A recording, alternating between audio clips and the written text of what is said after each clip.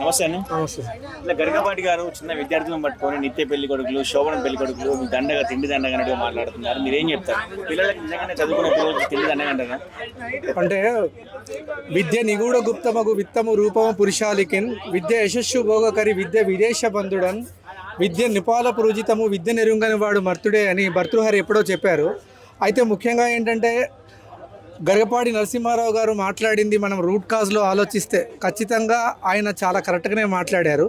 ఎందుకు అంటే గరికపాటి గారు నరసింహారావు గారు అనేవాళ్ళు ఇవాళ మనకి కొత్త కాదు. ఎందుకంటే ఆధ్యాత్మిక వెత్తల వల్ల ఎంత ప్రయోజనం ఉందో లేదో తెలియదు, కానీ అంటే గరికపాటి నరసింహారావు గారు మాట్లాడితే ఆయన ప్రవచనాల్లో ఒక సామాజికవేత్త కనిపిస్తారు ఖచ్చితంగా.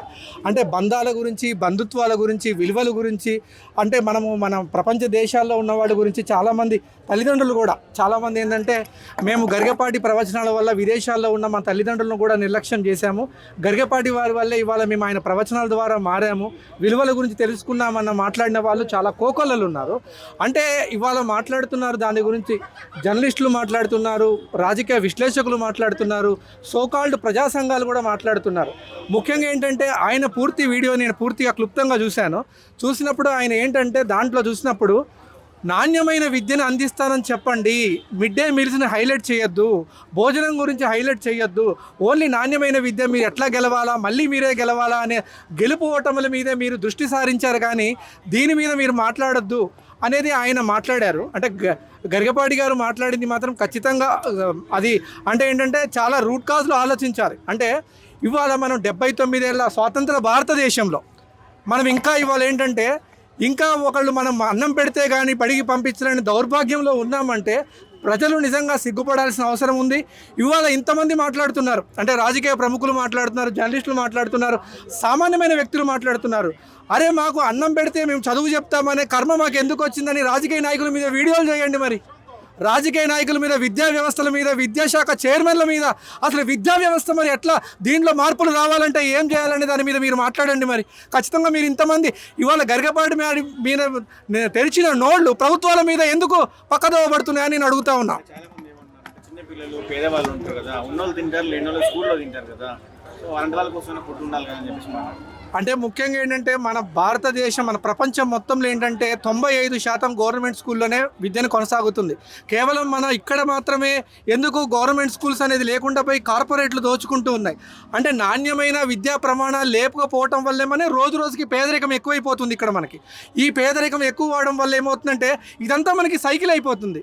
పేదరికమైనప్పుడు డబ్బులు ఉండవు, డబ్బులు అయినప్పుడు వ్యవస్థ దోచుకుంటుంది. ఇది పక్కా ఇది ఒక రకమైన సైకిల్ లాగా తిరుగుతుంది. దీన్ని ఎక్కడో అక్కడ ముగింపు పలకాలంటే ఖచ్చితంగా ఆయన మాట్లాడింది ఏంటంటే మనం ఎక్కువగా మిడ్ డే మీల్స్ని, భోజనాన్ని హైలైట్ చేసి విద్యను తగ్గించొద్దు.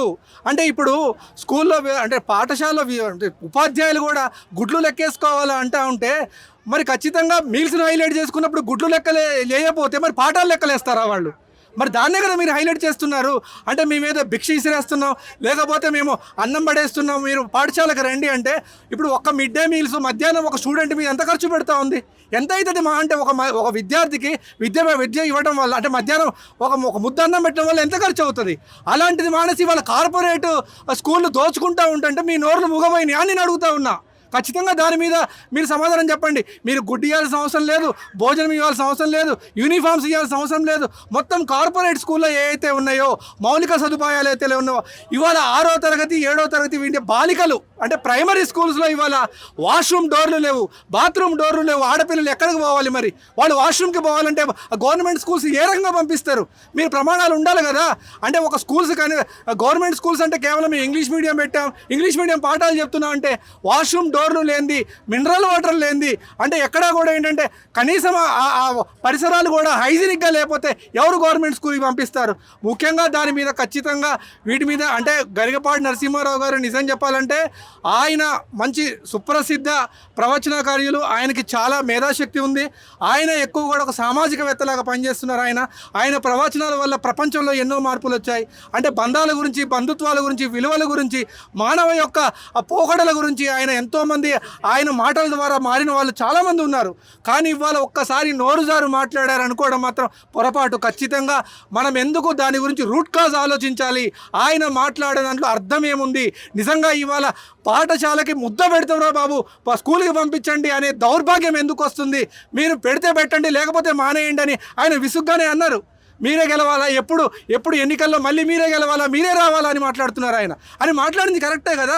అంటే మీకు ఎన్నికల వ్యూహం తప్ప ప్రజల గురించి లేదా? అంటే విద్యార్థులకు చదువు ప్రాముఖ్యం కదా. అన్నిటికంటే మన దేశం బాగుపడాలంటే విద్య కదా కీలక ప్రమాణాలు పోషించేది. విద్యార్థుల హక్కు, కనీస హక్కు, ప్రాథమిక విద్యార్థుల హక్కు అని చెప్పేసి మాట్లాడుతున్నారు. మిడ్ డే మీల్స్ అనేది అలాంటి వాళ్ళని ఎందుకు క్వశ్చన్ చేయడం? వాళ్ళ హక్కు కదా, అది పిల్లల హక్కు కదా. ఖచ్చితంగా మంచి క్వశ్చన్ మీరు అడిగింది. అయితే ఏంటంటే హక్కు కాదనట్లేదు, మరి నాణ్యమైన విద్య కూడా హక్కే కదా. నాణ్యమైన విద్యమే హక్కే కదా. కార్పొరేట్ స్కూల్ ఇప్పుడు లక్షల పోసి ఎందుకు తగలబెట్టాలి? ప్రైవేట్ మరి గవర్నమెంట్ స్కూల్స్లో కూడా అయ్యే నాణ్యాలతో విద్యను అందించవచ్చు కదా. మరి అవి ఎందుకు మాట్లాడలేకపోతున్నారు?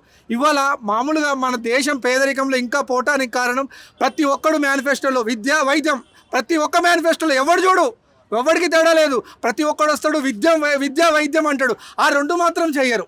ఆ రెండింటి మీదే కదా, విద్యా వైద్యంలో మాత్రమే దాంట్లో ఒక ప్రామాణిక మార్పులు వస్తే మాత్రమే దేశం అభివృద్ధి చెందుతుంది కదా.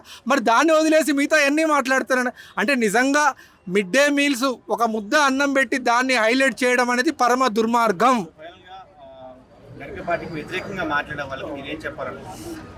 ఆయన గురించి అంటే పూర్తిగా ఎంతమంది వీడియో చూసారో లేదో తెలియదు. అంటే ఒకళ్ళు కాంట్రవర్సీగా ఆయన గురించి మాట్లాడితే అందరూ మాట్లాడుతున్నారేమో నాకు తెలియదు. కానీ నిజంగా ఆయన మాట్లాడుతుంటే ఏంటంటే లోపల ఖచ్చితంగా ఆయన చూసి విసిగిపోయి మీరు పెడితే పెట్టండి, లేకపోతే మానేండ్రా బాబు, ఫుడ్ని హైలైట్ చేయమాకండి అన్నట్టుగానే ఉంది. అది ఖచ్చితంగా ఏంటంటే ఆయన మాట్లాడి ఖచ్చితంగా నిజమే మాట్లాడారు, దాంట్లో ఎటువంటి సందేహం లేదు. అది అక్షర సత్యం. ఈ గవర్నమెంట్ అధికారులకు ఇంకేం పనులు లేవా? ఎన్నో జరుగుతున్నాయి కదా, వాటి మీద పోరారండి. సరే స్కూల్లే పట్టుకున్నావు, గురువు ఎన్నింటికి వస్తున్నాడు, ఎంతమంది పాస్ అయ్యారు ఒక్కడు అడుగుతున్నాడా? ఎంతమందికి చదువుకు అర్థమవుతుంది అని ఒక్కళ్ళు అడుగుతున్నారా? మరి ఆ ఆవేదనతో ఆయన అట్లా మాట్లాడాడని నేను అనుకుంటున్నాను. అంటే ఏ ఆవేదన ఉన్నా కూడా చిన్నపిల్లల విషయంలో ఒక శోభనం పెళ్లి కొడుకు అని చెప్పేసి అంటే ఫుడ్ విషయంలో ఆ విధంగా మాట్లాడడం తప్పే కదా. మరి అదే కదా, పిల్లలు వదిలేస్తున్నారు, ఆడే మధ్యాహ్నం భోజనం తింటున్నారు, తల్లిదండ్రులు వదిలేస్తున్నారు. ఎవరు పట్టించుకుంటున్నారు? వాళ్ళ చదువుల గురించి ఎవరు పట్టించుకుంటున్నారు? బయటకు వచ్చి చిన్న చిన్న జాబులకి నలిగిపోతున్నారు. 60% ఇంకా 60 కాదు 70% ఇంకా చదువులు లేవంట. మరి సిగ్గుసేటే కదా. మనకు ఫోన్ పేలు వచ్చినాయి, గూగుల్ పేలు వచ్చినాయి, సోషల్ మీడియాలో పెరిగిపోయినాయి, ప్రతి ఒక్కడు ఐఫోన్, చదువుకున్నా చదువు లేకపోయినా ఐఫోన్. మరి ఇంకా 70% అక్షరాస్యత లేదంటే ఎలా? అంటే దాని గురించి చెప్పే పద్ధతి కూడా ఒకటి ఉంటుంది కదా. ఈ విధంగా నువ్వు పూర్తిగా వీడియో వినలేదు. ఆయన మాట్లాడిన వలగరగా మాట్లాడితేనే అర్థమవుతుంది గవర్నమెంట్లకి, లేకపోతే అర్థం కావట్లా.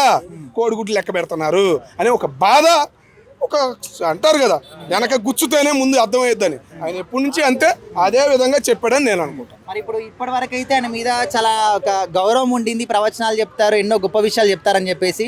సో ఈ ఒక్క మాటతోని ఆయన మీద ఉన్న గౌరవం పూర్తిగా పోయిందని చెప్పేసి చాలా మంది అంటున్నారు. నేను ఒక మాట చెబుతాను, ఆయన గౌరవించాల్సిన అవసరం ఎవరికి లేదు. ఎవరు గౌరవించాలో, ఎవరికి ఏంది ఆయన చెప్పేది అర్థమైన వాళ్ళు ప్రతి ఒక్కళ్ళు ఆయన గౌరవిస్తారు. ఇక అర్థం కాని వాళ్ళ గురించి మనం చెప్పక్కర్లా. ఇంత స్పందన వచ్చింది, ఏది ఆయన పెట్టొద్దు అన్నాడు అన్నట్టు. తల్లిదండ్రులకు బాధ్యత ఉందని మాట్లాడుతున్నారు ఎవరైనా?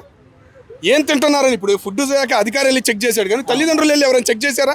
ఏం ఫుడ్ పెడుతున్నారు, ఏంది చెక్ చేస్తున్నారు? ఎవరైనా వదిలేస్తున్నారు. మరి మీకు బాధ్యత ఉందమ్మా, తల్లిదండ్రులకు కూడా బాధ్యత ఉంది. గవర్నమెంట్ అధికారులను నిలదీయండి.